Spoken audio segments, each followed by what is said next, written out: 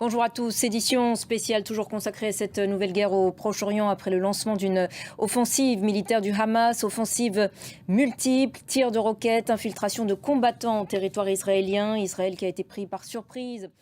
Merci de choisir France 24 pour vous informer. Édition spéciale donc consacrée à ce qui semble être le début d'une nouvelle guerre au Proche-Orient. Tout a commencé tôt ce matin avec le déclenchement d'une offensive multiple du Hamas nommée Opération Déluge d'Al-Aqsa par le commandant de la branche armée du mouvement qui dit avoir tiré plus de 5000 roquettes sur Israël.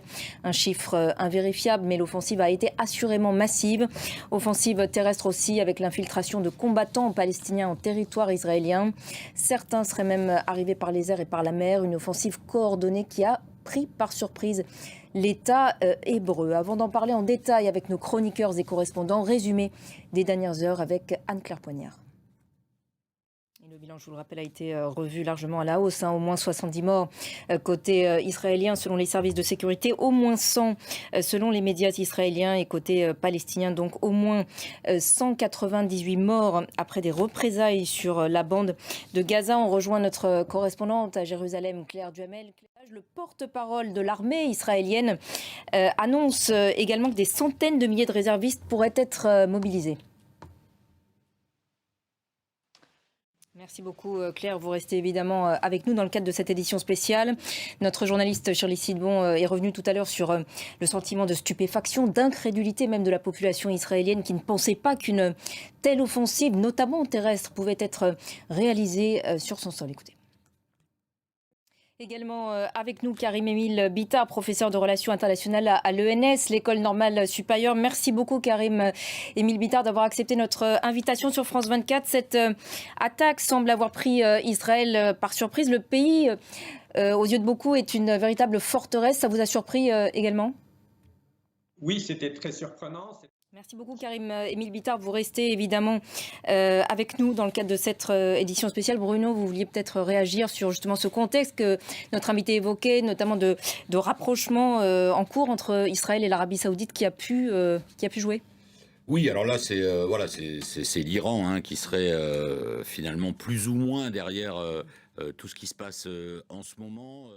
On peut s'attendre à une escalade, peut-être. En tout cas, c'est ce qui est à craindre. Vous l'évoquiez à l'instant, Bruno, les événements de ces dernières heures suscitent évidemment énormément d'interrogations quant au dispositif sécuritaire israélien et quant à l'efficacité des services de renseignement réputés pourtant efficaces. On va voir cela avec Ludovic Defoucault.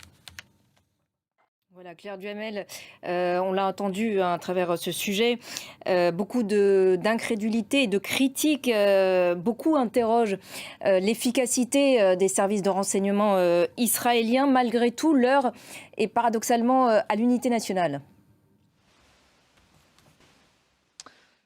Merci beaucoup Claire. Et cascade de réactions à l'international. Si le Hezbollah et l'Iran ont adressé leurs félicitations au Hamas, réaction plus mesurée des pays arabes et aussi de la Turquie qui propose toutefois ses services pour faire baisser la tension. Soutien inconditionnel en revanche de l'Occident et notamment du premier allié d'Israël, les États-Unis. On va rejoindre à Washington notre correspondant Mathieu Mabin.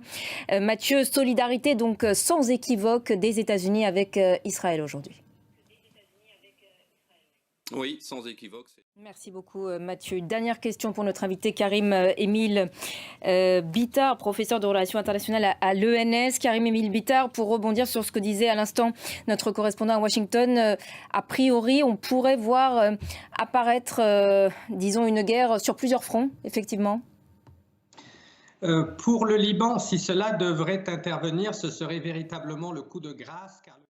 Merci infiniment Karim-Émile Bittard d'avoir répondu à nos questions dans le cadre de cette édition spéciale. Merci aussi à Bruno Darou, notre chroniqueur, et évidemment également à nos correspondants Claire Duhamel et Mathieu Mabin à Washington. Fin de cette page spéciale consacrée à ce nouvel embrasement du Proche-Orient. Je vous le rappelle, bilan encore très provisoire, au moins 70 morts côté israélien, au moins 100 selon certains médias locaux, 198 côté palestinien. Mais ce bilan pourrait largement s'alourdir. On va suivre bien sûr la situation de très près tout au long de cette soirée sur notre antenne. Restez avec nous sur France 24.